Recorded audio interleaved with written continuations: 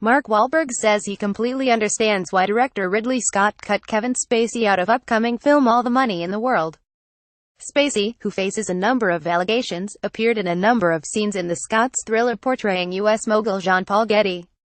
He has since been replaced by actor Christopher Plummer. Last night, at the premiere of Daddy's Home 2, Mark Wahlberg, who stars in All the Money in the World, said he understood the decision.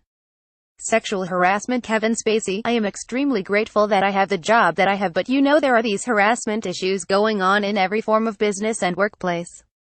And these things need to be brought to attention and need to be rectified, he said.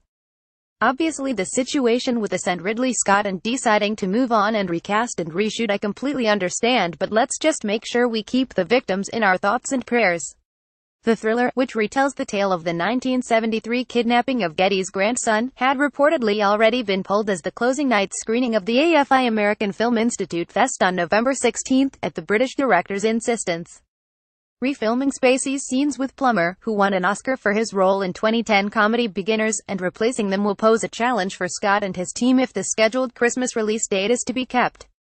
Mark Wahlberg, Mel Gibson, John Lithgow and Will Ferrell at the Irish premiere screening of Daddy's Home 2 at the Odeon Cinema in Point Square, Dublin. Picture Brian McAvoy. Today, the Old Vic released the findings of the investigation into Spacey's behavior while he was working as artistic director at the theater.